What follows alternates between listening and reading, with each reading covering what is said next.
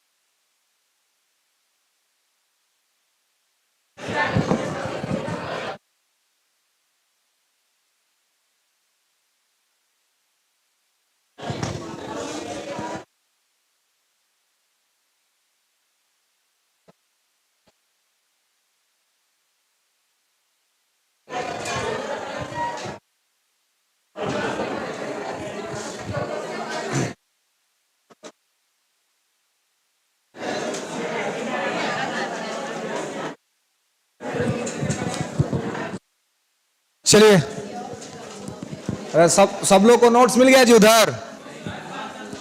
हाँ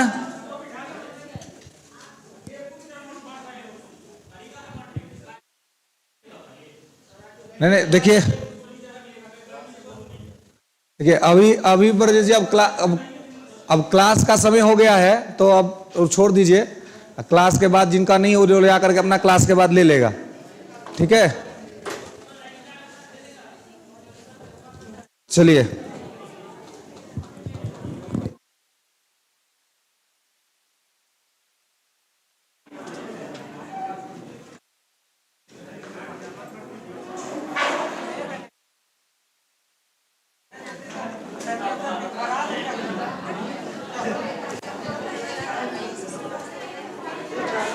चलिए पानी पानी ला दिए पानी।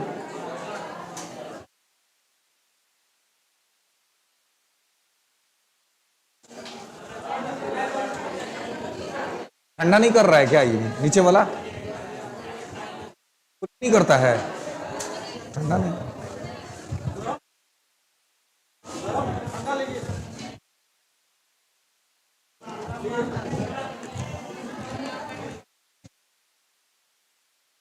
ठंडा है।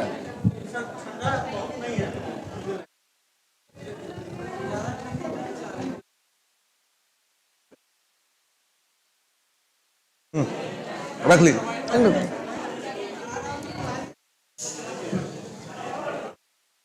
चलिए तो चलिए बोलिए। हाँ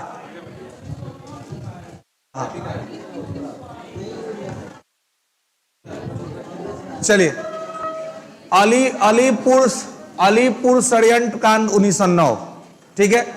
जब मैंने आपको बताया भी था तुमने कहा था कि षड्यंत्र कांड इसको इसलिए कहा था क्योंकि इस पर लंबा केस चला था और केस की पूरी प्रक्रिया जो हुई थी जिसमें अरविंद घोष को बनाया गया था मुख्य अभियुक्त के तौर पर कि पूरा का पूरा कंस्पिरेसी उनका था, ठीक है? तो ये पूरा का पूरा मसला जो है वो 1909 में प्रारंभ हुआ था जब ये सब चीज हुआ था, ठीक है? लेकिन जो घटना घटा था अगर किंग्सफोर्ड का हत्या का प्रयास तो 1908 किंग्सफोर्ड के हत्या का जो प्रयास किया गया था वो 1908 में गया था। लेकिन इस पूरे घटनाक्रम का जब जांच होने लगा और उसमें यह निर्णय आया कि इस पूरे घटना के पीछे जो ब्रेन वॉशिंग का काम था वो अरविंद घोष का था कि उनके द्वारा जो है वो इस पूरे मूवमेंट की पृष्ठभूमि रची गई थी। और ये इस बात के जो सरकारी गवाह थे उनका नाम था नरेंद्र गोसाई। नरेंद्र गोसाई जो थे इस बात के गवाह। तो ये पूरा मामला जब जांच हुआ वो 1909 का मामला है, इसीलिए अलीपुर षड्यंत्र केस जो है वो 1909 है। लेकिन जो घटनाक्रम हुआ था जब मर्डर होने का जो प्रयास किया गया था वो 1908 में हुआ था खुदीराम को फांसी भी 1908 में ही हुई थी, लेकिन अरविंद घोष को जो सजा हुआ, अरविंद घोष के संबंध में जो सारे निर्णय लिए गए वो सब लिया गया 1909 में। और ये पूरा का पूरा मामला अलीपुर में, जो बंगाल में, अलीपुर के अंदर में ये षड्यंत्र रचा गया था। इसी वजह से इसको अलीपुर कांड कहते हैं और इसका खुलासा 1909 में ही हुआ था। इसलिए कहा गया कि अलीपुर षड्यंत्र केस जो है वो 1909 है, लेकिन इसके पीछे की जो घटना घटी थी वो 1908 में घटी थी, जिसमें किंग्सफोर्ड को मारने का प्रयास किया गया था। और 1909 में ही इसके सरकारी गवाह जो थे नरेंद्र गोसाई, उनकी भी हत्या कर दी गई थी, क्योंकि उनके ही गवाही के बेस पर यह सब कुछ क्लियर हुआ था कि इस पूरे मामले में जो मास्टरमाइंड है वो अरविंद घोष है। ठीक है, इस वजह से इसको कहते हैं कि अलीपुर षड्यंत्र केस जो है 1909, क्योंकि उस समय इसका खुलासा हुआ था। और ऐसे तो सीधा तौर पर यह दिख रहा था कि खुदीराम बोस और प्रफुल्ल चाकी ने षड्यंत्र रचा और किंग्सफोर्ड को मारने का प्रयास किया। मूल घटना तो यही था, इसमें प्रफुल्ल चाकी ने आत्महत्या कर ली और खुदीराम बोस ने को फांसी दे दिया गया। लेकिन बाद में मालूम चला कि इस पूरे घटनाक्रम के पीछे कोई और था।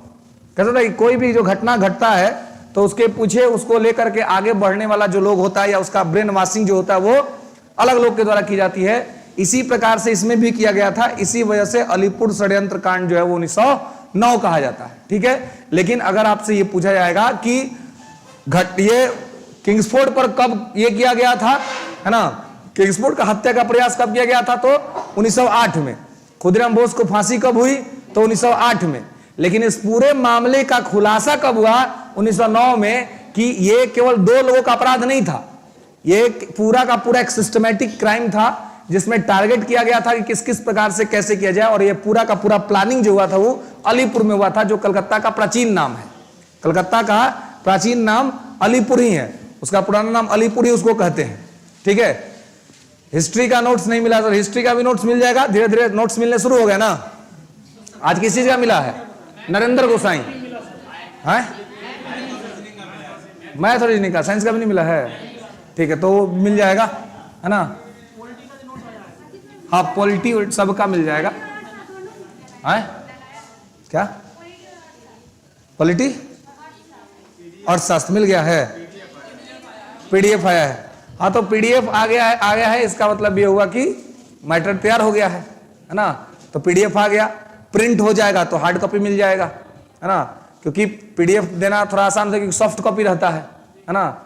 तो वो आप लोगों को थोड़ा सेटिस्फाइड करने के लिए सॉफ्ट कॉपी, है ना, फिर 1-2 दिन में वो आपको आ जाएगा वो हार्ड कॉपी। तो हार्ड कॉपी चूंकि प्रिंट कराना होगा, है ना, तो प्रिंट करा करके वो भी धीरे धीरे मिल जाएगा। ठीक है, जो जितनी सारे नोट्स हैं वो सब आपको धीरे धीरे प्रोवाइड करा दिया जाएगा। कल लास्ट लाइन क्या लिखे थे, कोई कुछ बता सकता है?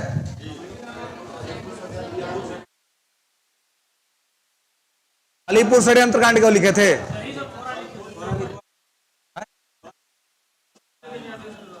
हाँ, ठीक है, नेक्स्ट लिख लेंगे, नोट करके लिख लेंगे।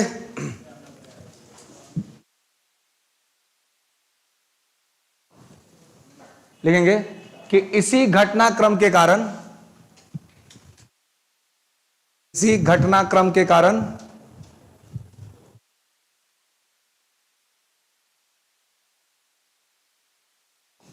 अरविंद घोष, इसी घटनाक्रम के कारण अरविंद घोष और बारिंदर कुमार घोष, इसी घटनाक्रम के कारण अरविंद घोष और बारिंदर कुमार घोष को पकड़कर अलीपुर षड्यंत्र का मुकदमा चलाया गया, को पकड़कर अलीपुर षड्यंत्र का मुकदमा चलाया गया।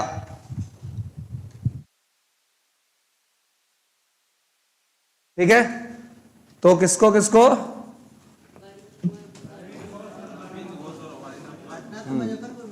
हाँ, घटना मुजफ्फरपुर में हुआ था और पूरा का पूरा षड्यंत्र अलीपुर में रचा गया था। ठीक है, बंगाल, अरविंद घोष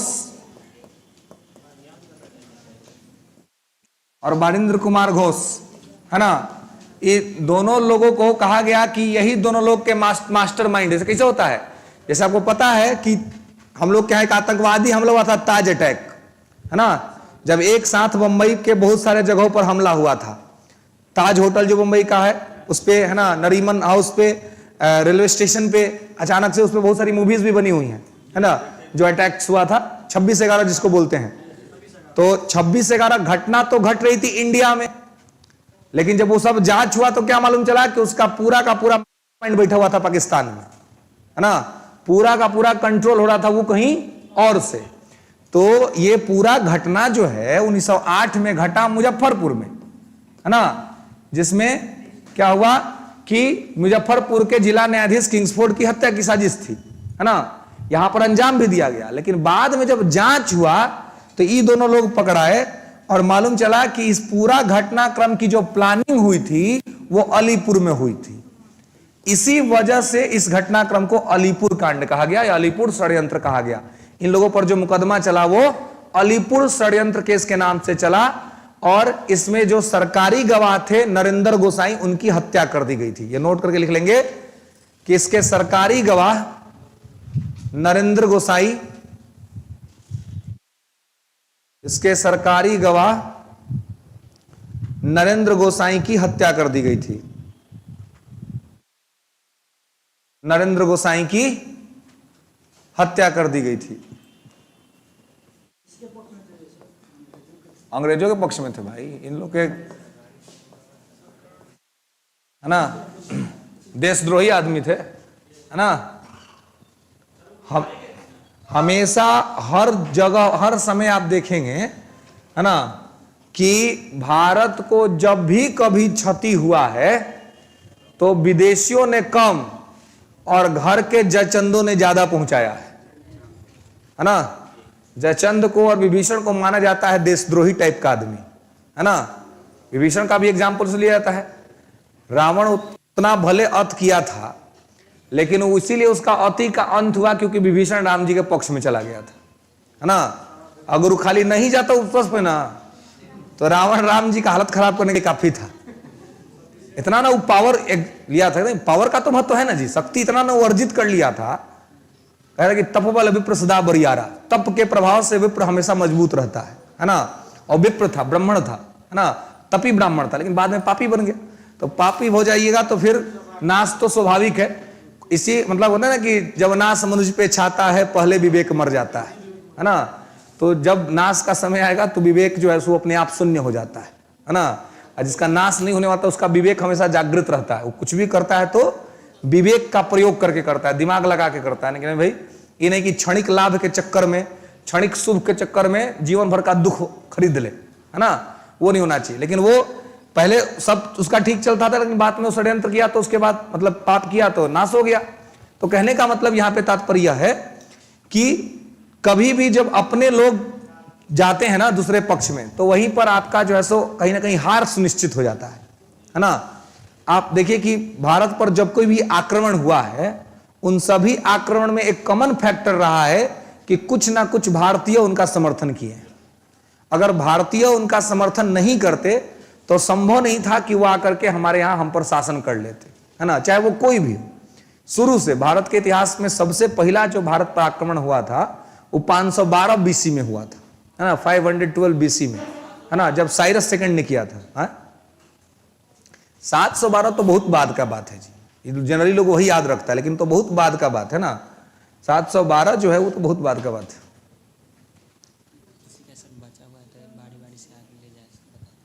अच्छा, अभी और भी कोई है जिसका नोट्स नहीं मिला है? ये तो बहुत है लोग का बचा हुआ है। तो चलिए अब ये नहीं ठीक है, अभी नहीं, क्लास के बाद, ठीक है, अब है ना, क्योंकि हाँ अब ये या तो वहीं पे जाकर जिनका बचे हो जाकर वहीं पे ले लेगा लोग क्लास के बाद। बारी बारी से क्लास छोड़ के जाएगा, बारी बारी से, हैं? चलिए हाँ चलिए क्लास करिए आप लोग। हाँ तो क्या है कि हाँ 512 बीसी में पहला बार जो है वो क्या हुआ था, है ना, वो भारत के इतिहास में पहला आक्रमण हुआ। हर आक्रमण में आप देखिएगा कि कहीं ना कहीं कुछ ना कुछ जो है वो कोई ना कोई षड्यंत्रकारी जो है भारत का ही है जो उनको सपोर्ट किया और लोग आया और उसके बाद भारत पर जो है सो शासन भी किया। हालांकि भारत की मौलिकता ये रही कि भारत हमेशा जो है वो अपनी स्वाधीनता को बना करके रखा, है ना। मतलब कि हम लोग के यहां आया, लोग शासन भी किया, लेकिन या तो भाग गया यहां से और नहीं तो फिर भारत का ही होके रह गया, है ना। ऐसा नहीं हुआ कि कोई भारत को डाइवर्ट कर दे, है ना। भारत को कोई डाइवर्ट कर दे ऐसा नहीं हुआ। भारत अपने मुद्दे पर, अपने चीजों पर हमेशा बना रहा। तो नरेंद्र गोसाई भी इसी तरीके के थे। इसी प्रकार आगे जालियांवाला बाग हत्याकांड देखेंगे तो उसमें भी घर का ही जयचंद था, है ना। उसी की वजह से पूरी की पूरी घटना घटी थी। तो कहने का मतलब यह है कि जब भी कोई भारत को बड़ा क्षति पहुंचता था तो उसमें आप देखिएगा कि वो जो क्षति पहुंचता था वो किस प्रकार से पहुंचता था। तो वो कोई ना कोई हमारा अपना आदमी ही उनको बताता था, है ना, हमारे खिलाफ उनको मैसेज देता था। चंद्रशेखर आजाद की हत्या, है ना, हालांकि वो तो अपने आप अपना गोली मार लिए थे, लेकिन वो जो अल्फ्रेड पार्क में बैठे हुए थे, इलाहाबाद के अल्फ्रेड पार्क में, तो भारत का ही आदमी ने अंग्रेज को बताया कि चंद्रशेखर आजाद बैठे हुए हैं अल्फ्रेड पार्क में, आइए मार दीजिए, है ना। तो जितना भी बड़ा क्रांतिकारी का हत्या हुआ या जितना भी भारत पर विदेशी आक्रमण हुआ, उसमें सबसे बड़ा हाथ आप देखिएगा कोई ना कोई भारतीय का रहा है। तो इसे ये जरूर सीख मिलता है कि कुछ भी हो तो भाई अपने आदमी को अपने साथ जोड़ करके रखिए, उसको फूटने मत दीजिए, है ना, क्योंकि वो फूटेगा तो बहुत ज्यादा लॉस पहुंचा देगा, है ना। तो उसको सेटिस्फाइड करके, है ना, जिस भी तरीके से उसको सेटिस्फाइड करके रखिए। अगर वो सेटिस्फाइड नहीं हो रहा है तो चाणक्य कहता है कि भाई दुश्मन को पहले समझाओ, मनाओ, समझा लो।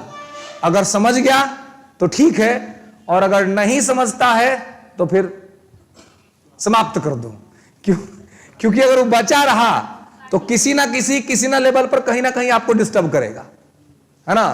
तो और यही शिक्षा वो चंद्रगुप्त मौर्य को दिया था। इसे चंद्रगुप्त मौर्य को देखिए, पाटलिपुत्र राजधानी थी, इतना बड़ा इंपेरर खड़ा किया हुआ था, इतना बड़ा इंपेरर खड़ा किया हुआ था, है ना, कि कोई पड़ोसी नहीं था। सबसे नजदीक का पड़ोसी अगर इंडिया का कोई था उस समय तो ईरान था।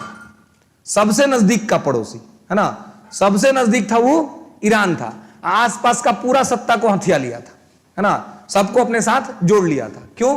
ताकि आसपास में कभी विरोध होने का, विद्रोह होने का कोई संभावना न रह जाए, ठीक है। क्योंकि अगर विरोध और विद्रोह होगा तो हारने का स्थिति जो है सो हमेशा बना रहेगा, ठीक है।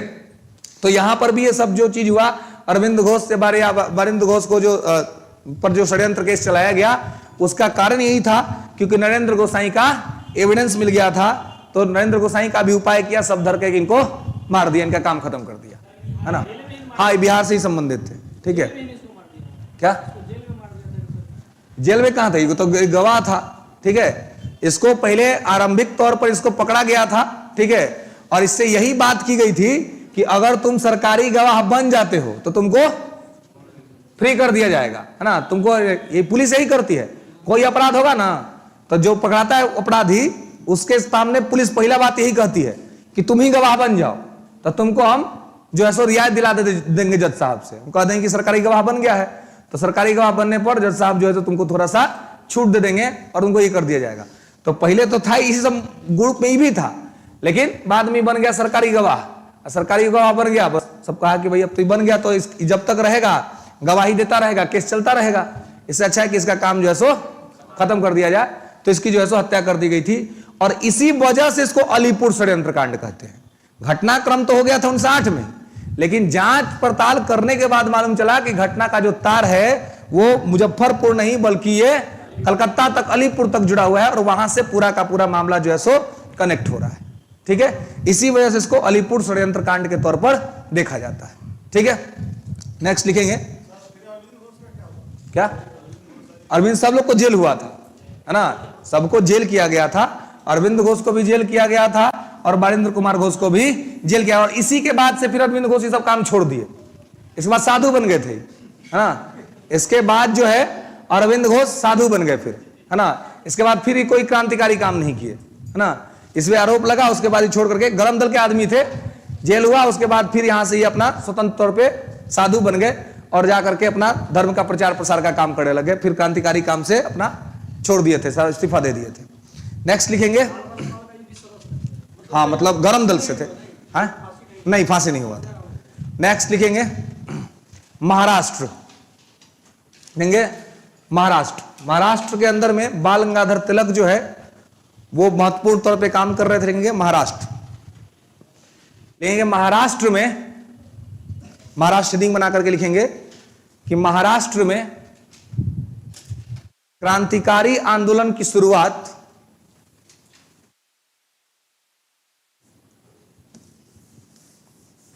महाराष्ट्र में क्रांतिकारी आंदोलन की शुरुआत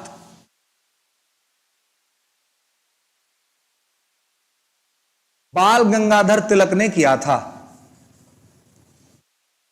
राष्ट्र में क्रांतिकारी आंदोलन की शुरुआत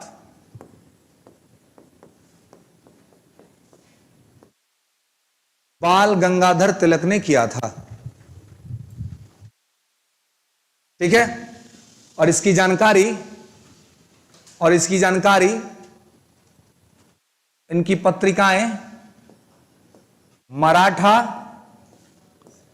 और केसरी से मिलता है। इसकी जानकारी इनकी पत्रिकाएं मराठा और केसरी से मिलता है।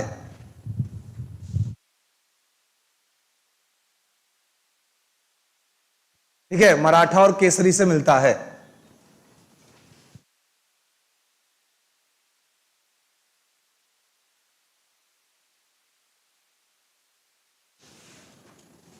ठीक है, तो मराठा और केसरी। यहां पर एक बात और ध्यान रखिएगा जी, कभी कभी पूछ लेता है कि इसका भाषा क्या था, है ना, पूछा सकता है कि मराठा किस भाषा में था जी। हाँ, गुड गुड, मराठा जो था वो अंग्रेजी में था, है ना, मराठा जो था वो अंग्रेजी में था और केसरी जो था ये मराठी में था। गुड, ये ध्यान रखना है ना कि भाषा क्या था, तो मराठा अंग्रेजी में था, अब केसरी मराठी में था। ठीक है, इसका लैंग्वेज ध्यान रखना है कि मराठा अंग्रेजी भाषा में और केसरी मराठी भाषा में। ठीक है, तो दोनों पत्रिका के जो संपादक थे, यानी कि जिन्होंने निकाला था, वो थे बाल गंगाधर तिलक।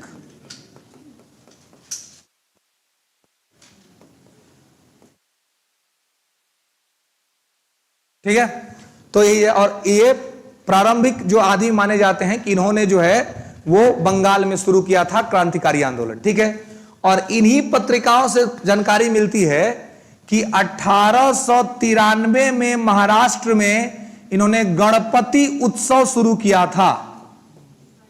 गणपति उत्सव देख लेंगे कि 1893 में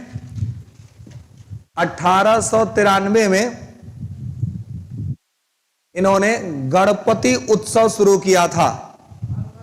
हाँ, तिलक ने। ठीक है, 1893 में इन्होंने गणपति उत्सव शुरू किया था। यह बीपीएससी में पूछा हुआ प्रश्न है जी, पूछा हुआ था। ठीक है, फिर और 1895 में शिवाजी थे, शिवाजी महोत्सव 1895 में। 1893 में गणपति उत्सव, हाँ महाराष्ट्र में, दोनों महाराष्ट्र में। 1893 में गणपति उत्सव और 95 में शिवाजी महोत्सव।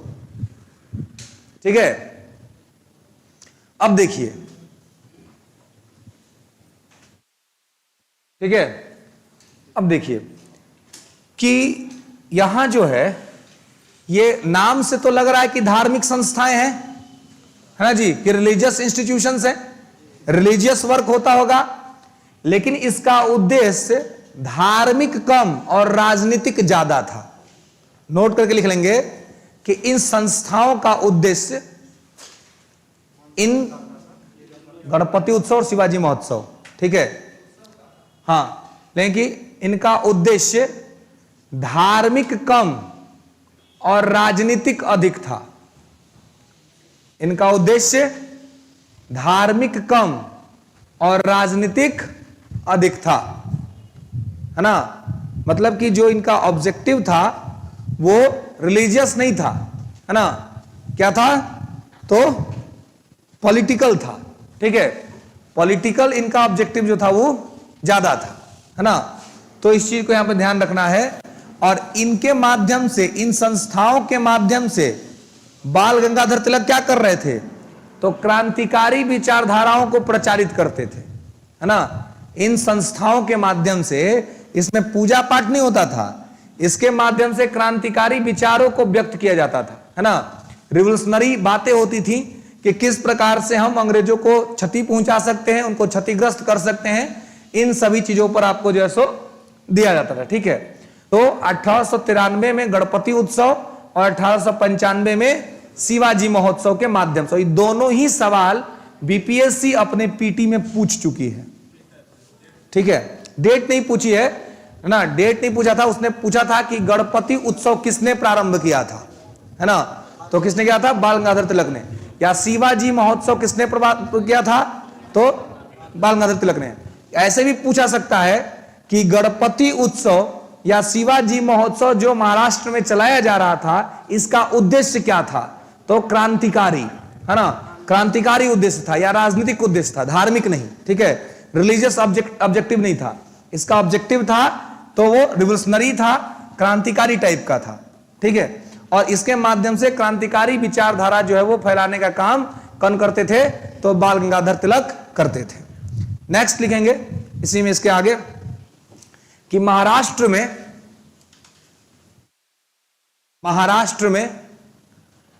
1893 से 97 के बीच प्लेग फैला हुआ था। महाराष्ट्र में 1893 से 97 के बीच क्या फैला हुआ था? प्लेग फैला हुआ था, ठीक है। 1893 से 97 के बीच प्लेग फैला हुआ था। अंग्रेजी सरकार ने इसी बीच जबरदस्ती लगान वसूलना शुरू कर दिया। अंग्रेजी सरकार ने इसी बीच जबरदस्ती लगान वसूलना शुरू कर दिया, ठीक है। अब एक तो प्लेग फैला हुआ था, अब प्लेग फैलने की वजह से सब लोग प्रभावित थे, है ना। सब लोग का तो तबियत खराब चल रहा था और इकोनॉमिक कंडीशन सबका खराब था, इसे कोरोना चल रहा था जी। अब कोरोना में सरकार अगर टैक्स बढ़ा देती और ज्यादा, है ना, और सब चीज और महंगा कर दी तो क्या होता जी? लोग विद्रोह करता ही नहीं करता। तो कोरोना में सरकार ने क्या किया? चीजों को कम कर दिया, फ्री में अनाज बंटवाया कि लोगों को अनाज मिल जाए, है ना। फ्री में कोटे के अंदर में सरकार ने सब कुछ फ्री कर दिया कि कोई, और साथ में जो भी लोग थे, जो भी संपन्न तबका था, उसको ये रिस्पॉन्सिबिलिटी दी गई कि भाई आप डोनेट्स करिए और डोनेट के माध्यम से लोगों को सपोर्ट किया जाए ताकि किसी को भी खाने पीने की समस्या न हो, है ना। लेकिन उस समय जब प्लेग फैला हुआ था, ये प्लेग जैसे अभी कोरोना है ना, वैसे ही उस समय हुआ करता था। अब ये अलग बात है कि इस बार इसका प्रभाव पूरा देश पे, पूरा वर्ल्ड पे पड़ता था, है ना। हाँ, आ जाइए। इसका पूरा का पूरा जो है वो प्रभाव कैसे होता था? तो केवल एक देश के कॉर्नर में होता था, लेकिन अब क्या है कि पूरा देश में होता है, पूरा वर्ल्ड में हो जाता है। इसका कारण है आवागमन। आवागमन इतना बढ़ गया है, ट्रांसपोर्टेशन की सर्विसेज इतनी बढ़ गई हैं कि एक आदमी को अगर एयरपोर्ट पर कोई है और उसमें से एक आदमी अगर कोरोना पॉजिटिव है तो मान के चलिए कि लगभग उसका जो बाइन है, बाइन समझते ना आप लोग, गांवों में बाइन बटाता है ना, सुनते हैं?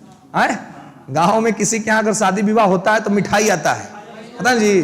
तो ठाकुर जी का काम होता है या ठकुराइन का काम होता है, उसको बंटवाती है सब जगह, है ना। उसी को कहते हैं बाइन, वो सबके यहाँ पहुंच जाता है ना।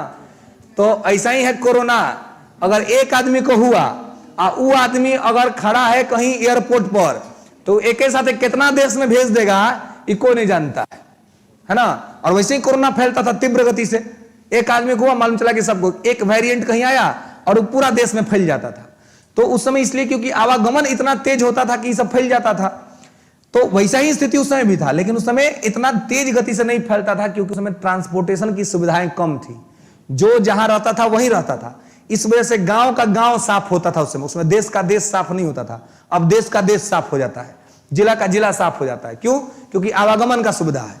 तो यहां पर जब फैला तो सरकार पर प्रेशर था कि भाई अब लोगों को सुविधा दिया जाए, लेकिन सरकार सुविधा देने के बजाय लोगों का शोषण करना शुरू कर दी। इसी पर दो भाई थे चापेकर बंधु, दोनों का मूड हो गया खराब, और कहा कि चला हम लोग इतना कष्ट में हैं, हम लोग इतना दुख में हैं, आई हम लोग से आ रहा है उसूलने के लिए लगान, हम इसका उपाय करेंगे ना। बस हो गया उस समय के प्लेग कमिश्नर का हत्या, है ना। तो लिखेंगे नोट करके,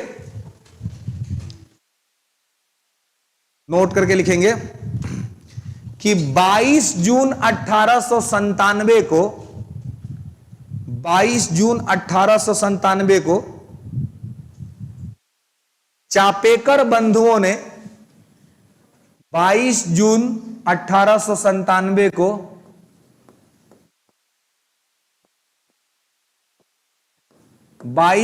1897 को चापेकर बंधुओं ने पूना के प्लेग कमिश्नर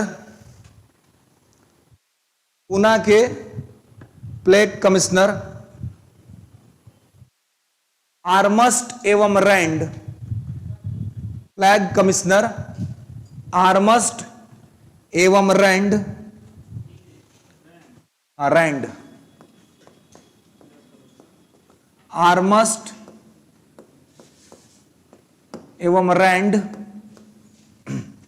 आर्मस्ट एवं रैंड की गोली मारकर हत्या कर दी। आर्मस्ट एवं रैंड की गोली मारकर हत्या कर दी, ठीक है, गोली मारकर हत्या कर दी।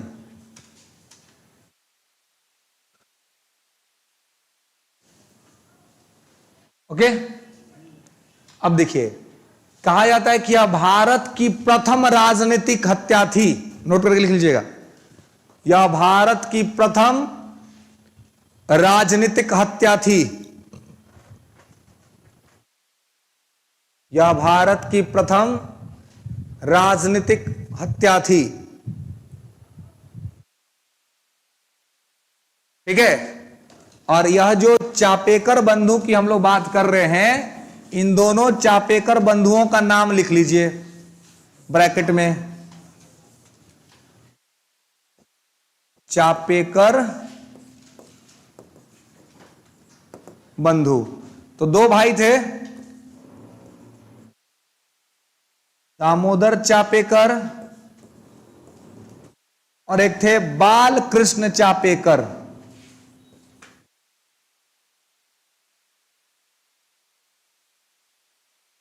दामोदर चापेकर और दूसरे थे बाल कृष्ण चापेकर,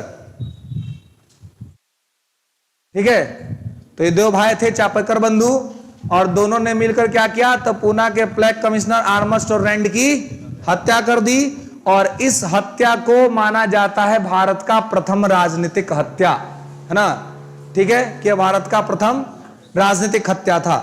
दूसरा जो है बात कि इस पूरे मामले में, है ना, इन दोनों भाइयों को फांसी दे दी गई। देख लेंगे कि इसी घटना के वजह से इन्हें पकड़ के फांसी दे दी गई।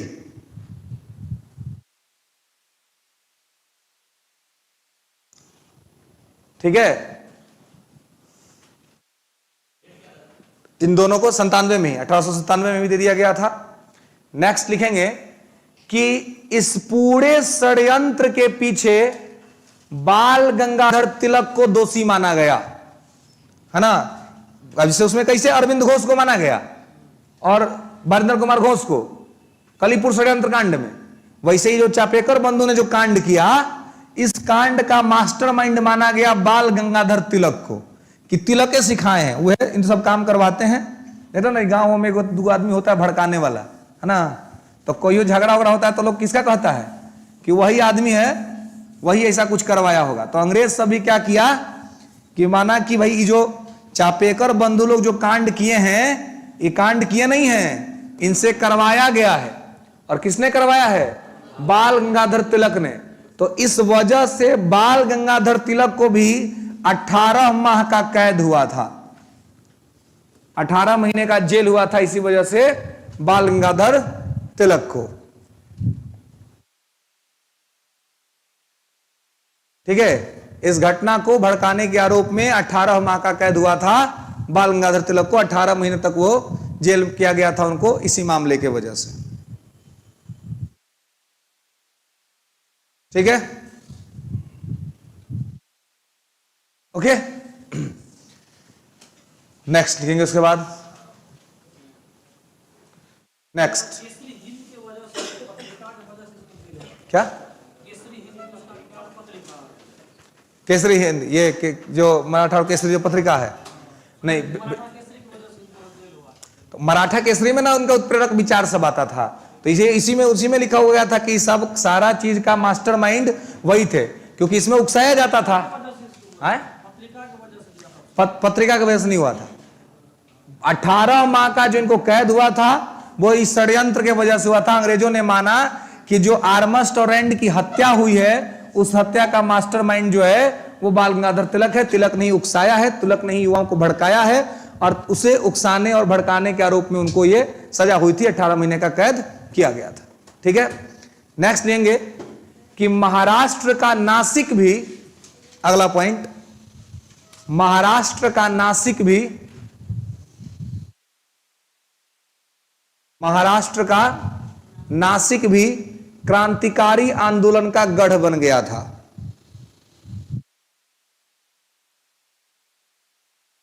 ठीक है, महाराष्ट्र का नासिक भी क्रांतिकारी आंदोलन का गढ़ बन गया था। ठीक है, क्रांतिकारी आंदोलन का गढ़ बन गया था। विनायक दामोदर सावरकर, लिख लेंगे नोट करके, विनायक दामोदर सावरकर, जिनको वीडी सावरकर कहते हैं, विनायक दामोदर सावरकर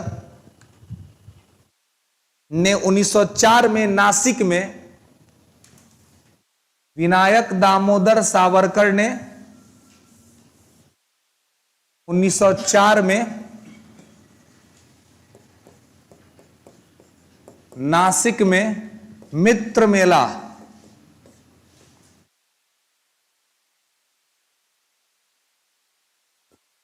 नासिक में मित्र मेला नामक संस्था की स्थापना की। मित्र मेला नामक संस्था की स्थापना की। ठीक है, जो बाद में मित्र मेला नामक संस्था की स्थापना की, जो बाद में मेजनी जो इटली का था, जो बाद में मेजनी के यंग इटली के आधार पर, जो बाद में मेजनी के यंग इटली, मेजनी ने इटली में एक आंदोलन चलाया था, यंग इटली आंदोलन। ठीक है, जो बाद में मेजनी के यंग इटली के आधार पर अभिनव भारत बन गया। जो बाद में मेजनी के यंग इटली के आधार पर अभिनव भारत बन गया। कौन? यही मित्र मेला। मित्र मेला बाद में जाके क्या बन गया? अभिनव भारत, है ना? क्या पूरा लिखिए ना, फिर आते उस बात पर। ठीक है, क्या लिखे हैं?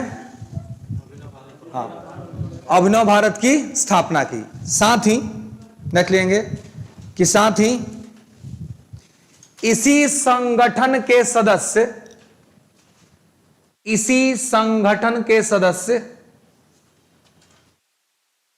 अनंत लक्ष्मण कन्हारे, इसी संगठन के सदस्य अनंत लक्ष्मण कन्हारे, हाँ कन्हारे, इसी संस्था के सदस्य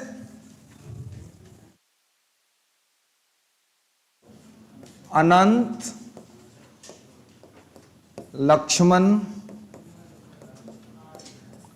कन्हारे, अनंत लक्ष्मण कन्हारे ने, अनंत लक्ष्मण कन्हारे ने नासिक के जिला मजिस्ट्रेट, नासिक के जिला मजिस्ट्रेट, नासिक के जिला मजिस्ट्रेट, नासिक के जिला मजिस्ट्रेट जैक्सन की हत्या कर दी। हाँ, जैक्सन, नासिक के जिला मजिस्ट्रेट जैक्सन की हत्या कर दी। नासिक के जिला मजिस्ट्रेट जैक्सन की हत्या कर दी। ठीक है, नासिक के जिला मजिस्ट्रेट जैक्सन की हत्या कर दी। देखिए, तो मतलब यह है कि ये अभिनव भारत के जो सदस्य थे, है ना, अनंत लक्ष्मण कनारे, और अभिनव भारत जो है वो मित्र मेला ही अभिनव भारत है और अभिनव भारत ही मित्र मेला है। ठीक है, और इसका जो तुलना है वो किया जाता है किससे, तो जब इटली का यूनिफिकेशन हो रहा था, इटली का एकीकरण हो रहा था, तो इटली के एकीकरण में मेजनी का बहुत इंपॉर्टेंट रोल था। तो मेजनी ने वहां पर यंग इटली आंदोलन चलाया था, है ना। तो यंग इटली आंदोलन का मतलब था कि जो वहां के युवा लोग थे, उन युवा लोगों को उसमें शामिल किया गया था। ठीक, तो उसी प्रकार से यहां पर शुरू किया गया था मित्र मेला। यही मित्र मेला बाद में जाकर के हो गया अभिनव भारत, है ना। यही मित्र मेला जो है, इस मित्र मेला को ही हम लोग अभिनव भारत के नाम से जानते हैं। ठीक है, तो अभिनव का मतलब क्या होता है जी, नया नया, है ना। अभिनव का मतलब ही होता है नया नया। तो यहां पर भी क्या था, युवाओं को ही जोड़ने की बात थी अभिनव भारत से। ठीक है, इटली के जो मेजनी ने यंग इटली आंदोलन चलाया था उसी के बेसिस पर, ठीक है, उसी के बेसिस पर यहां बना था। और ये सारी संस्थाएं जो थी वो लगातार अंग्रेजों की हत्याएं करके, अंग्रेजों पर प्रेशर क्रिएट करके और प्रयास कर रही थी कि किसी प्रकार से अंग्रेजों को दबाव में ला दिया जाए और अंग्रेजों को इस बात के लिए विवश कर दिया जाए कि वो भारत छोड़ के यहां से चले जाए। अंग्रेजों को भारत छोड़ने के लिए विवश करने का काम करने के लिए इस प्रकार से यहां पर चीजें की जा रही थी। ठीक है, लगातार हत्याएं जो है सो हो रही थी, लेकिन फिर भी इसका कोई बहुत अच्छा इंपैक्ट तो नहीं पड़ रहा था, क्योंकि पता था कि हम लोग एक हत्या करते थे वो बदले में 2 करता था, 3 करता था, 4 करता था। आज जो लोग भी हत्या करता था उसको पकड़ कर तुरंत फांसी पर लटका दिया जाता था। तो इस वजह से ये जो रास्ता था, ये रास्ता कोई बहुत ज्यादा मतलब प्रैक्टिकल या बहुत ज्यादा सफलता दिलाने वाला रास्ता नहीं था। लेकिन बावजूद इसके क्रांतिकारी आंदोलन के माध्यम से अंग्रेजों पे एक प्रकार से प्रेशर क्रिएट करने में तो हम सक्सेसफुल हो ही गए थे, है ना, एक प्रकार से सफलता हासिल किए थे। लेकिन फिर भी दिक्कत यह था कि हमारे पास संसाधनों का अभाव था। हम अगर बम बनाते थे, हम अगर गोलियां चलाते थे, तो बम भी उन्हीं के कारखाने से लूटते थे और गोली बंदूक भी उन्हीं का लूटते थे। तो हमारे पास खुद का अपना रिसोर्स ही नहीं था, खुद का संसाधन ही नहीं था।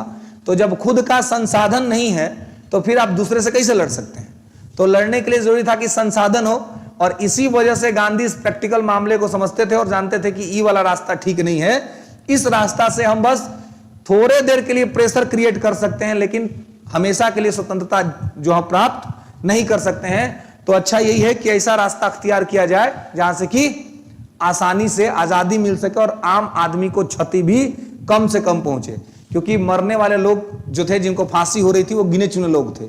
और गांधी जी के आंदोलन में भीड़ पर भीड़ जाता था, क्योंकि गांधी के मूवमेंट में सबको पता था कि गांधी के मूवमेंट में जाएंगे तो अधिक से अधिक होगा तो लाठी खाएंगे, है ना, खूब से खूब होगा तो लाठी गिरेगा। गांधी के मूवमेंट में जान जाने का डर किसी को नहीं था, इसीलिए गांधी के मूवमेंट में भीड़ होता था। अब भगत सिंह, चंद्रशेखर आजाद के साथ गिने चुने लोग होते थे, क्योंकि उनके साथ वही लोग थे जिनको मरने से डर नहीं लगता। उनको मालूम रहता था कि हो सकता है कि शाम को घर वापस न लौटे, है ना।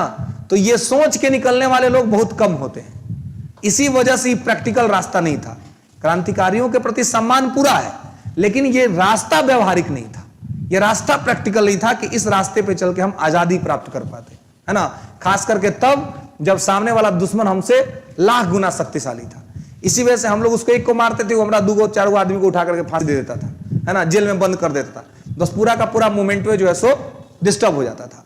नोट करके लिखिएगा कि नासिक षड्यंत्र केस, नासिक षड्यंत्र केस, यही जो अनंत लक्ष्मण कन्हारे ने जो कांड किया था नासिक में, नासिक षड्यंत्र केस के तहत मुकदमा चलाकर, नासिक षड्यंत्र केस के तहत मुकदमा चलाकर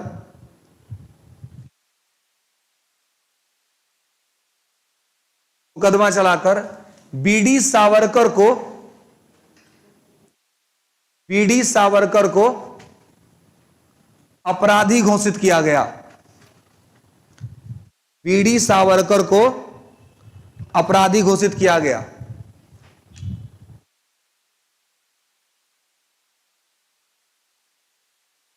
और इसी घटना के बाद वीडी सावरकर ने द ग्रेट वार्निंग, इसी घटना के बाद वीडी सावरकर ने द ग्रेट वार्निंग नामक पत्रिका निकाली। वीडी सावरकर ने द ग्रेट वार्निंग नामक पत्रिका निकाली। द ग्रेट वार्निंग नामक पत्रिका निकाली, जो बड़े स्तर पर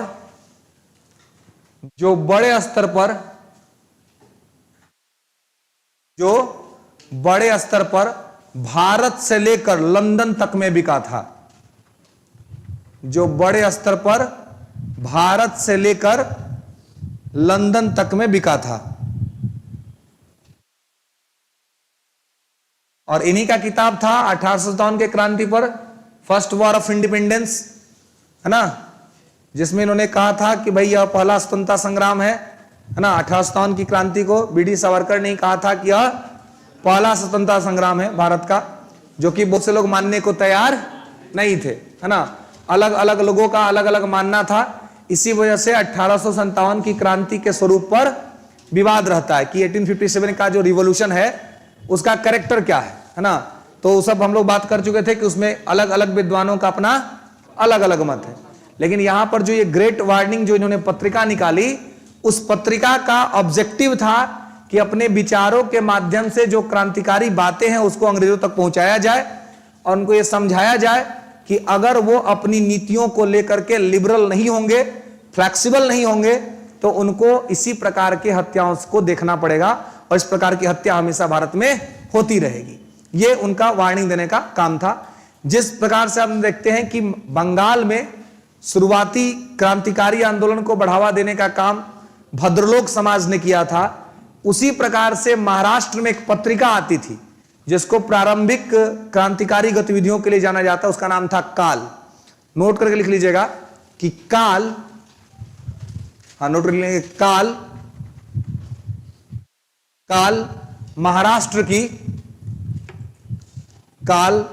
महाराष्ट्र की प्रमुख क्रांतिकारी पत्रिका थी। काल महाराष्ट्र की प्रमुख क्रांतिकारी पत्रिका थी। ठीक है। तो इस प्रकार से जो है, तो ये यहां आप देखेंगे कि इस प्रकार से कि जो ये पूरा का पूरा जो मामला है, यानी कि जो बंगाल में हो रहा है या फिर महाराष्ट्र में हो रहा है, तो मुख्य तौर पर जो क्रांतिकारी आंदोलन के गढ़ थे वो उस समय इंडिया में बंगाल और महाराष्ट्र ही थे। बंगाल और महाराष्ट्र में ही हो रहा था। बाकी थोड़ा बहुत छिटपुट जो है वो अलग अलग क्षेत्रों में होता था। तो इसके साथ एक और स्टेट था पंजाब। तो कुछ गतिविधियां जो है वो पंजाब के अंदर में भी हुई थी। तो थोड़ा सा लिखेंगे पंजाब, कि पंजाब में क्या हुआ था। पंजाब लेंगे जे.एम. चटर्जी ने 1904 में, जे.एम. चटर्जी ने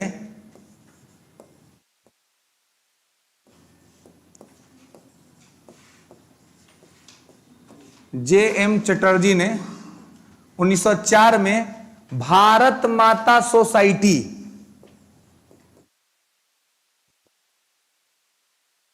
भारत माता सोसाइटी,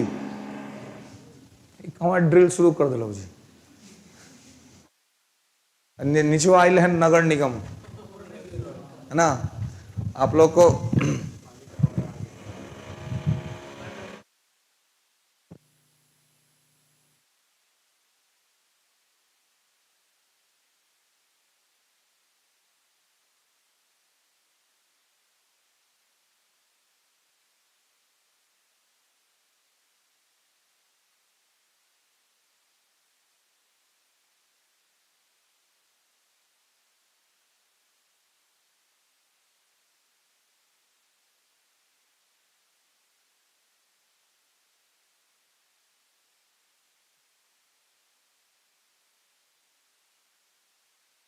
है ना, नहीं हटेगा तो क्या होगा, काम गड़बड़ा जाएगा, है ना।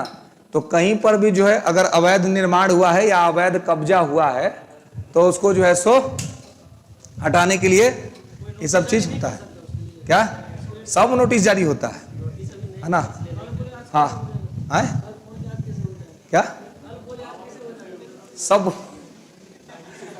है ना। अभी अभी इतना इमीडिएट एक्शन देख रहे हैं, अभी तुरंत मशीन सब आ गया है ना। हाँ हाँ, तो कहने का मतलब तात्पर्य ये है कि आप लोग कहीं सुविधा को देखा जाता है कि सुबह में तो और बहुत से लोग रहते हैं तो बहुत इधर जाम लग जाता है ना, बहुत दिक्कत रहती है। तो इसके लिए कि भाई इसको ठीक करके और जहां पर जो स्पेस है जिसके लिए, है ना, जहां आए जो भी कि अब तो दिखाना पड़ेगा ना, जो लोग भी वह लगाए हो उनको तो प्रूव करना पड़ेगा कि हाँ मतलब उनके पास वैध कागजात हैं या राइट्स हैं, है ना। आपको जब फंडामेंटल राइट्स पढ़ाए थे तो पढ़ाए थे ना, अधिकार अपेक्षा क्यो वारंटो, है ना, कि कोई भी काम अगर आप कहीं कर रहे हैं तो वो करने का अधिकार आपके पास होना चाहिए। अगर आपके पास अधिकार नहीं है तो वो आपसे छीना जा सकता है, और अगर आपके पास है तो आप प्रूव कीजिए, आप दिखाइए कि आपके पास वो करने का राइट्स है, वो करने के पास आपके पास अधिकार है। अगर राइट होगा तो होगा, नहीं होगा तो नहीं होगा। खैर, तो जेएम चटर्जी ने 1904 में पंजाब में भारत माता सोसाइटी की स्थापना की थी, है ना, ठीक है। भारत माता सोसाइटी यह एक क्रांतिकारी संस्था थी, लिख लेंगे कि यह एक क्रांतिकारी संस्था थी। भारत माता सोसाइटी यह एक क्रांतिकारी संस्था थी।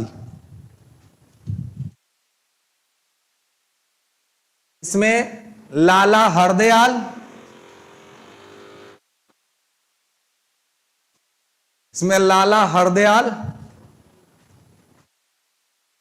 अजीत सिंह एवं सूफी अंबा भी शामिल थे, सूफी अंबा प्रसाद। इसमें लाला हरदयाल, अजीत सिंह, सूफी अंबा, लाला हरदयाल,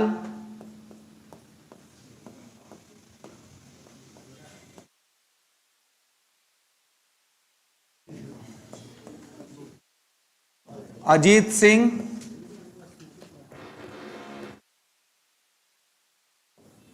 सूफी अंबा प्रसाद शामिल थे। किसमें?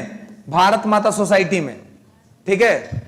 भारत माता सोसाइटी जो संस्था थी उसमें लाला हरदयाल, अजीत सिंह और सूफी अंबा प्रसाद शामिल थे, ठीक है। और इसके संस्थापक जो थे वो जेएम चटर्जी थे, ठीक है। और यह अभी जो संस्था थी वो क्या थी, तो क्रांतिकारी संस्था थी, ठीक है। जेएम चटर्जी को जोगेश चंद्र चटर्जी, ठीक है, जेएम चटर्जी, ओके। तो ये पंजाब में संस्था स्थापित हुई थी, ठीक है। नेक्स्ट लिखिएगा नोट करके, इसी से मिलता जुलता कि मद्रास प्रांत में, अगला पॉइंट नोट करके कि मद्रास प्रांत में, मद्रास प्रांत में नीलकंठ ब्रह्मचारी, मद्रास प्रांत में नीलकंठ ब्रह्मचारी तथा बीसी अय्यर, नीलकंठ ब्रह्मचारी था बीसी अय्यर ने, नीलकंठ ब्रह्मचारी तथा बीसी अय्यर ने गुप्त रूप से भारत माता समिति, गुप्त रूप से यानी कि छुपा करके, गुप्त रूप से भारत माता समिति, भारत माता समिति, भारत माता समिति की स्थापना की थी, भारत माता समिति की स्थापना की थी, ठीक है। तो यहां पे ध्यान रखिएगा कि भारत माता समिति, नीलकंठ ब्रह्मचारी और बीसी अय्यर, है ना। भारत माता समिति के संस्थापक कौन है? नीलकंठ ब्रह्मचारी और बीसी अय्यर। इन्होंने भारत माता समिति बनाया था, कहां? तो मद्रास में, है ना। अब पंजाब में बना था भारत माता सोसाइटी, आई बनाया था जेएम चटर्जी ने 1904 में, ठीक है। और लाला हरदयाल, अजीत सिंह, सूफी अंबा प्रसाद इसके मेंबर्स थे, है ना, वो लोग इसके मेंबर्स थे, ठीक है। तो यहां पर जो है इसको आपको ध्यान रखना है, ठीक है। क्या 1909 में, ठीक है। और 1911 में इसके सदस्यों ने क्रांतिकारी कांड कर दिया था, है ना, 1909 में बना था ये। और इस 1911 में भारत माता समिति के सदस्यों ने जो है वो एक क्रांतिकारी कांड जो है सो कर दिया था। तिरुनेलवेली के जलाधीश की हत्या कर दी थी, है ना। मद्रास में एक जगह डिस्ट्रिक्ट पड़ता था तिरुनेलवेली, तो तिरुनेलवेली के डिस्ट्रिक्ट मजिस्ट्रेट की हत्या कर दी थी। किसने कर दी थी? तो भारत माता समिति के सदस्यों ने, है ना। तो ग्रुप्स ने किया था, किसी का प्रॉपर नाम नहीं आता है, लेकिन तिरुनेलवेली के मजिस्ट्रेट की हत्या किसने की थी? तो भारत माता समिति के सदस्य के लोगों ने की थी, ठीक है, जो ये क्रांतिकारी संस्थाएं थी। तो भारत के अंदर जो है ये सारी संस्थाएं काम कर रही थी, जो क्रांतिकारी गतिविधियों में भाग ले रही थी और अंग्रेजों को मार रही थी या अंग्रेजों पर प्रेशर क्रिएट कर रही थी। तो इसके पैरेलल, इसके समानांतर ही एक तरफ भारत में ये सब हो रहा था, तो दूसरे तरफ विदेश में भी हो रहा था। मतलब भारत में तो क्रांतिकारी संगठन काम कर ही रहे थे, साथ में इसी समय विदेश में भी भारत के जो लोग थे वो क्रांतिकारी गतिविधियों को चला रहे थे, ठीक है। तो एक शॉर्ट हेडिंग यहीं पे बनाएंगे, शॉर्ट हेडिंग कि विदेशों में क्रांतिकारी आंदोलन, विदेशों में क्रांतिकारी आंदोलन, विदेशों में क्या है ना कि बिहार जो है वो अलग से बिहार स्कूल आपको कराया जाएगा। और दूसरा चीज है कि ये राष्ट्रीय आंदोलन है। आपके सिलेबस में क्या लिखा हुआ? राष्ट्रीय आंदोलन लिखा हुआ है ना। तो बिहार का जो भी स्पेशल हो बिहार के संदर्भ में देखेंगे, ठीक है। जो भी बिहार हुआ है तो बिहार स्पेशल में देखेंगे, ठीक है। ये आपका नेशनल लेवल पे जो भी भारत के स्तर पे जो कुछ भी हुआ है उसको देख रहे हैं, ठीक है। तो विदेशों में राष्ट्रीय आंदोलन, विदेशों में राष्ट्रीय आंदोलन जो हुआ है, या क्रांतिकारी आंदोलन, सॉरी, विदेशों में क्रांतिकारी आंदोलन। तो विदेशों में जो क्रांतिकारी आंदोलन हुआ तो विदेश में भी तमाम भारत के लोग जो है वो चला रहे थे, है ना। तो विदेशों में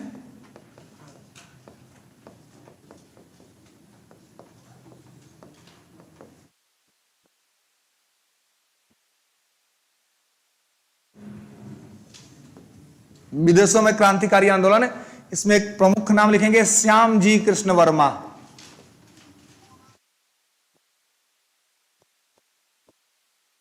श्याम जी कृष्ण वर्मा, श्याम जी कृष्ण वर्मा। और ये भी यहां से अभी रिसेंटली बीपीएससी ने अपने प्रिलिमिनरी में सवाल पूछा था श्याम जी कृष्ण वर्मा से। हाँ, इंडिया हाउस, बिल्कुल लिखेंगे श्याम जी कृष्ण वर्मा। कि श्याम जी कृष्ण वर्मा ने 1905 में, श्याम जी कृष्ण वर्मा ने 1905 में इंग्लैंड में, श्याम जी कृष्ण वर्मा ने 1905 में इंग्लैंड में Indian home rule society, Indian home rule society, Indian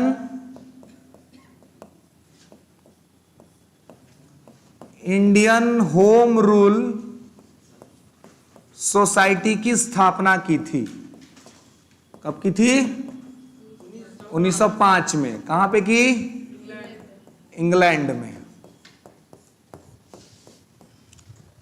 तो इंडियन होम रूल सोसाइटी की स्थापना 1905 में श्याम जी कृष्ण वर्मा ने इंग्लैंड में किया था, ठीक है। यहीं पर नोट करके लिखिएगा कि इन्होंने इंडियन सोशियोलॉजिस्ट, इन्होंने, किसने? श्याम जी कृष्ण वर्मा ने। इन्होंने इंडियन सोशियोलॉजिस्ट,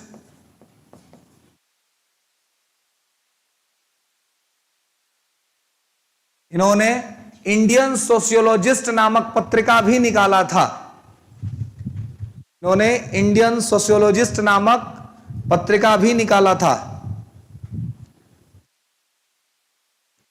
इन्होंने इंडियन सोशियोलॉजिस्ट नामक पत्रिका भी निकाला था। और इस संस्था को, संस्था कौन थी? Indian home rule society. इस संस्था को इंडिया हाउस के नाम से भी जाना जाता है। इस संस्था को इंडिया हाउस के नाम से भी जाना जाता है। इस संस्था को इंडिया हाउस के नाम से भी जाना जाता है। ठीक है, इंडिया हाउस के नाम से भी जाना जाता है। ठीक है, तो संस्था थी इंडियन होम रूल सोसाइटी। 1905 में श्यामजी कृष्ण वर्मा ने इंग्लैंड में स्थापित किया था और एक पत्र निकालते थे इंडियन सोशियोलॉजिस्ट, और इस इंडियन होम रूल सोसाइटी को इंडिया हाउस के नाम से जाना जाता है। तो जितने भारतीय लोग जो उस समय लंदन में रहते थे, उन सभी लोगों के लिए क्रांतिकारी आंदोलन का गढ़ बन गया यही इंडिया हाउस, है ना। ये इंडियन होम रूल सोसाइटी जो था, ये जितने इंडियंस वहां पे रहते थे, उन सभी लोगों के लिए रिवोल्यूशनरी मूवमेंट करने का या रिवोल्यूशनरी बातें करने के लिए जो मेन सेंटर उनको मिल गया, वो यही मिल गया, है ना। और इसी के माध्यम से वहां पर तमाम तरह के विचारधाराओं को प्रचारित प्रसारित करने का काम किया जा रहा था। नोट करके लिखेंगे, इसी में लेंगे कि इसके अन्य सदस्य लाला हरदयाल, इसके अन्य सदस्य लाला हरदयाल, मदन लाल धिंगरा, इसके अन्य सदस्य लाला हरदयाल, मदन लाल धिंगरा,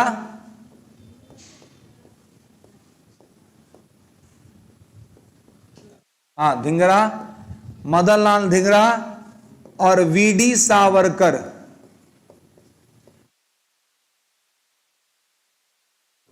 और वीडी सावरकर थे। ठीक है, इसके अन्य सदस्य लाला हरदयाल, मदन लाल धिंगरा और वीडी सावरकर थे। फिर नोट करके लिखेंगे कि 1908 ईस्वी में 1908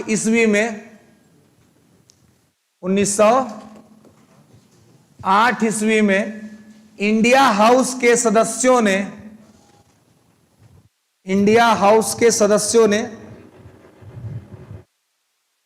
1908 ईस्वी में इंडिया हाउस के सदस्यों ने 1857 के विद्रोह का 1857 के विद्रोह का स्वर्ण जयंती मनाया था।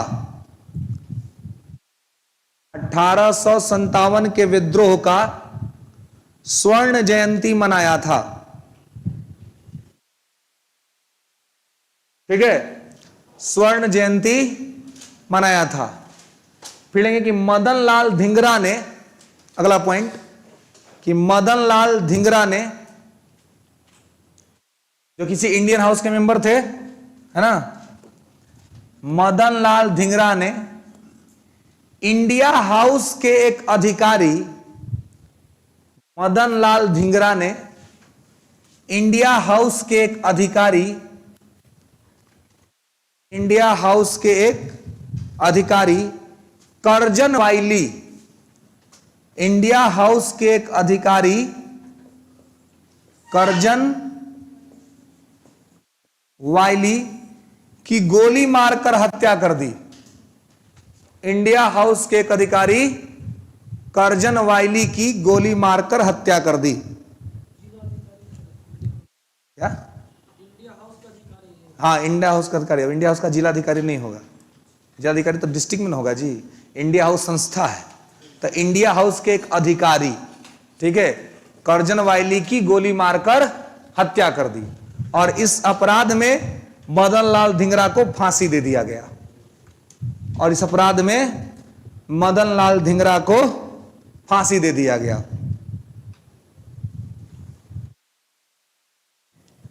ठीक है, क्या? हाँ भाई, तो ई बना का था, लंदन में ना बना था, तो रक्षण में किसके था? अंग्रेजों के ही था ना। वहां पे रह के ना आप कर रहे थे। अब कहीं पे जाके आप रेंट ले लीजिएगा तो आपका घर है, ठीक है, तो दुए को कमरा आपका है, वहां का मालिक तो दूसरा कोई है। तो ब्रिटेन में हो रहा था, तो वहां का अधिकारी जो था, जिसके परमिशन से ये सब हुआ था, वो यही सब था, है ना, जिसके परमिशन से, जिसके आदेश पत्र से यहां सब चीज चल रहा था, ठीक है। तो उसी की मदनलाल धिंगरा ने हत्या कर दी थी। और यह जो कांड हुआ था वो 1909 में हुआ था। 1909 में ये जो मर्डर हुआ था वो 1909 में हुआ था, ठीक है। नेक्स्ट लिखेंगे नोट करके कि 1915 में 1915 में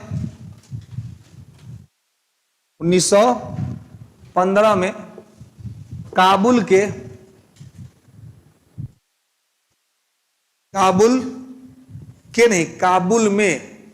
1915 में काबुल में महेंद्र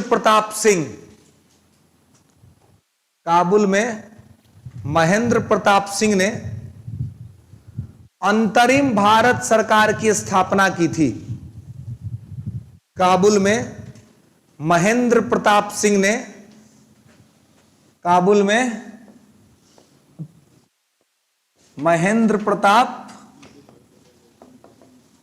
ने अंतरिम भारत सरकार, इंटरिम इंडियन गवर्नमेंट, अंतरिम भारत सरकार की स्थापना की थी, है ना।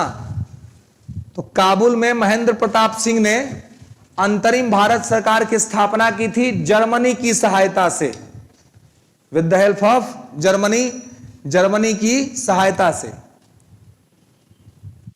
जर्मनी की सहायता से। और ये जो थे महेंद्र प्रताप सिंह, ये ऑलरेडी काबुल के राजा थे, है ना।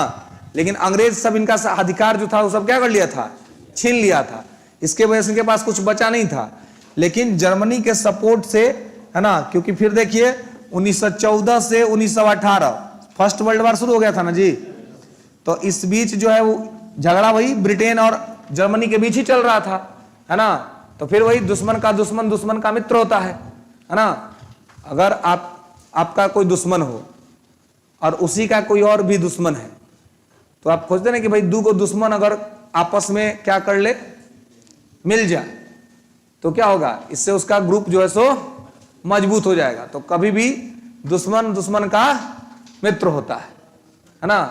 तो यहां पर जर्मनी ने सहायता किया और अंतरिम सरकार की स्थापना हो गई ना। अंतरिम का मतलब क्या होता है जी? ट्राई लिया जाता है,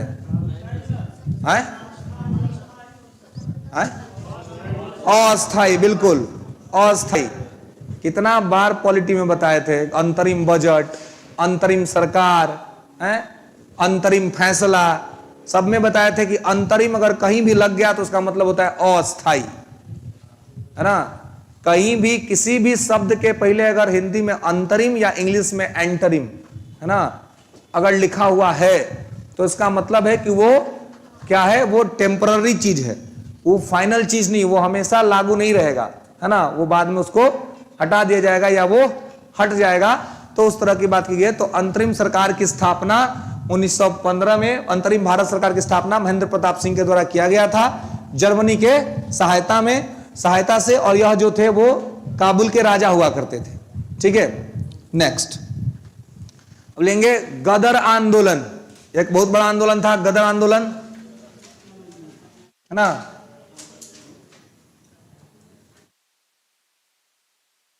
ठीक है, हाँ, काबुल के राजा हुआ करते थे, ठीक है। नेक्स्ट गदर आंदोलन। गदर आंदोलन भी काफी फेमस आंदोलन रहा है जी, है ना। एक गदर मूवी भी आई थी, देखे होंगे आप लोग, है ना, सनी देओल, है ना, जिसमें हाँ कल उखाड़ देता है ना। तो उसमें आप लोग देखे कि भाई उसमें बहुत तरह का जो बंटवारा का समय था, जब पार्टीशन का टाइम था, तो पार्टीशन किस प्रकार से हुआ था वो सारा चीज दिखाया गया ना।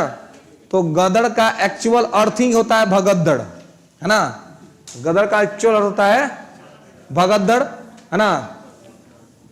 अचानक से जब भगद्दड़ मच जाए तो उसी को कहते हैं गदर, ठीक है।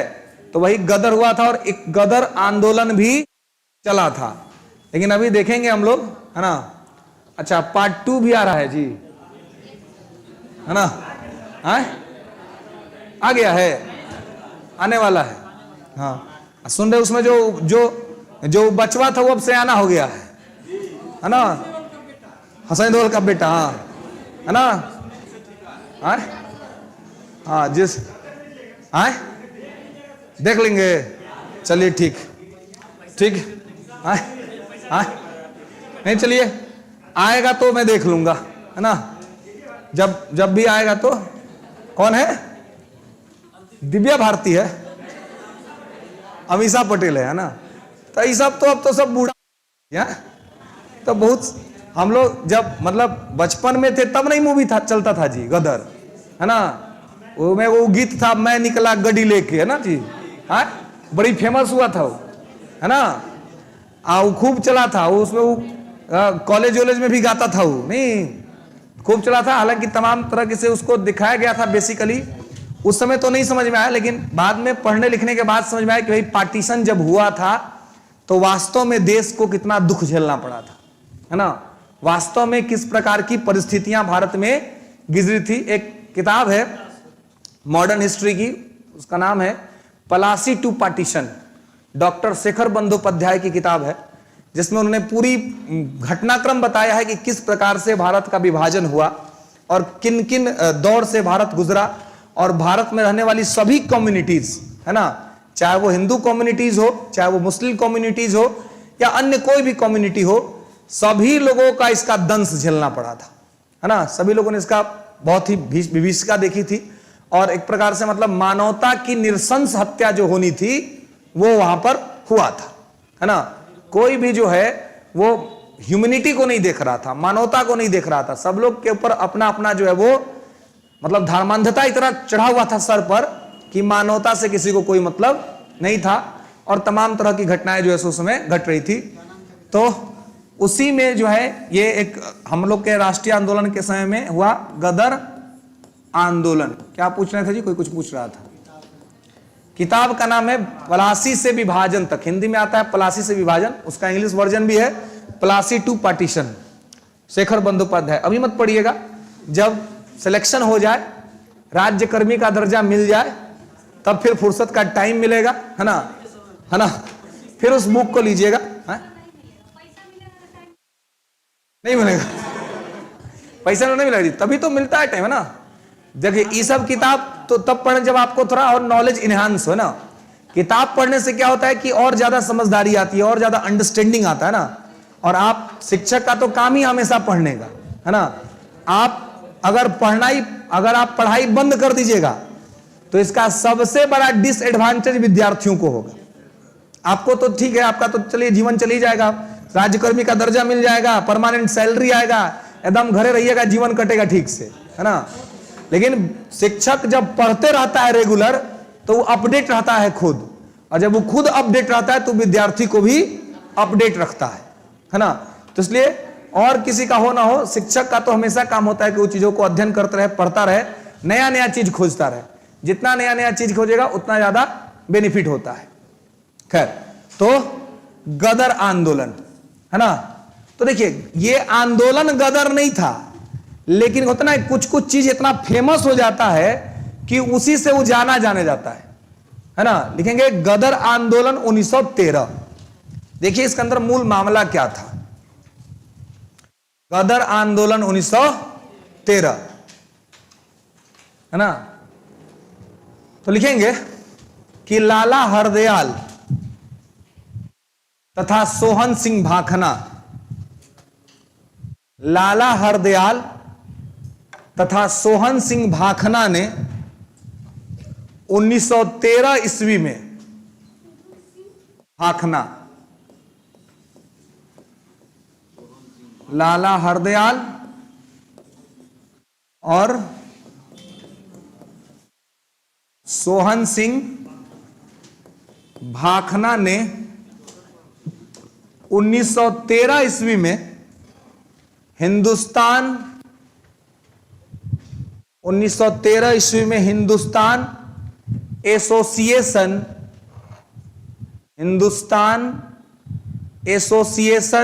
Pacific Hindustan association of Pacific coast Hindustan association of Pacific coast की स्थापना की थी।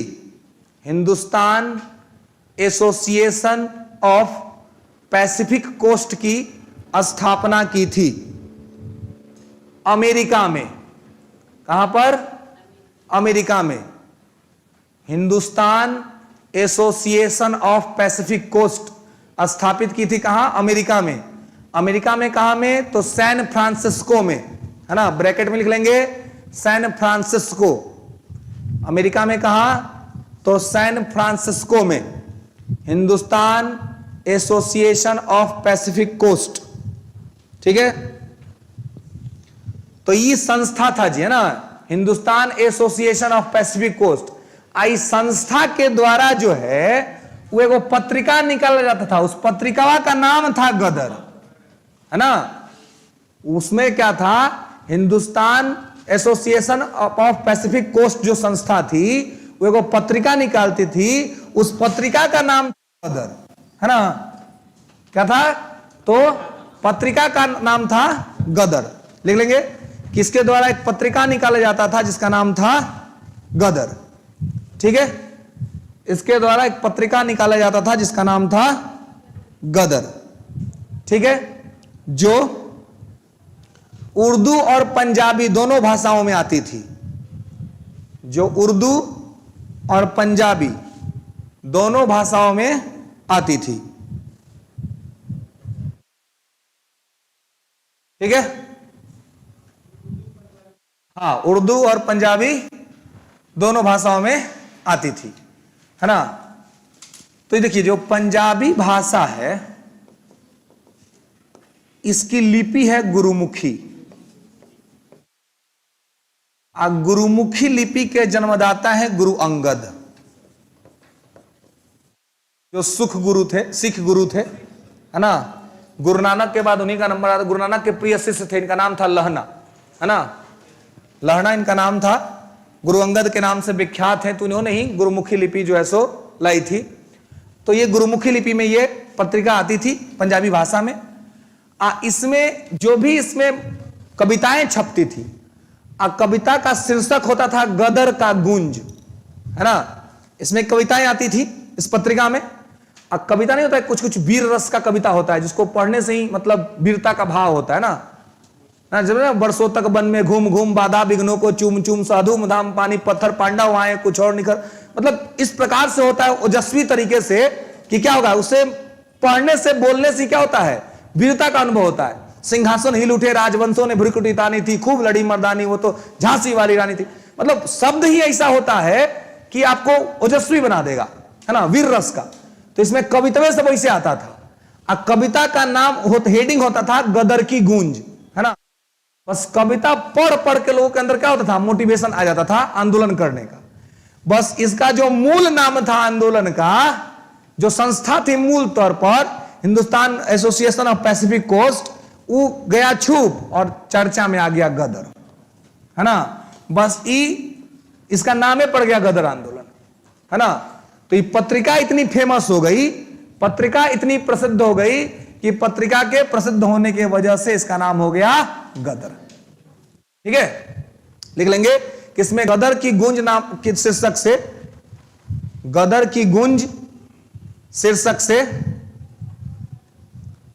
गदर की गूंज शीर्षक से कविताएं छपती थी। हाँ, गदर की गूंज शीर्षक से कविताएं छपती थी। ठीक है, इसी वजह से इसका नाम पड़ गया गदर आंदोलन। इसी वजह से इसका नाम पड़ गया गदर आंदोलन। ठीक है, गदर की गूंज जो थी उसके वजह से इसका नाम क्या पड़ गया, गदर, क्योंकि इसने जो है सो फैला दिया इसको बड़े स्तर पर, लोगों को जो मोटिवेट किया रिवॉल्यूशन करने के लिए, क्रांति फैलाने के लिए, ठीक है। तो इस वजह से इसका नाम जो पड़ गया वो पड़ गया गदर। ओके, बाकी इसके बाद हम लोग देखेंगे नेक्स्ट क्लास में, ठीक है।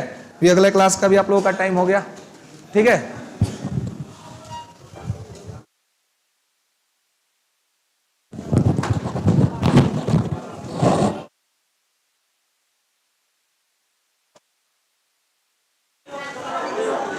हाँ, गदर पार्टी हो गया, गदर आंदोलन में लिखा रहता है, उसमें कोई दिक्कत नहीं। हाँ।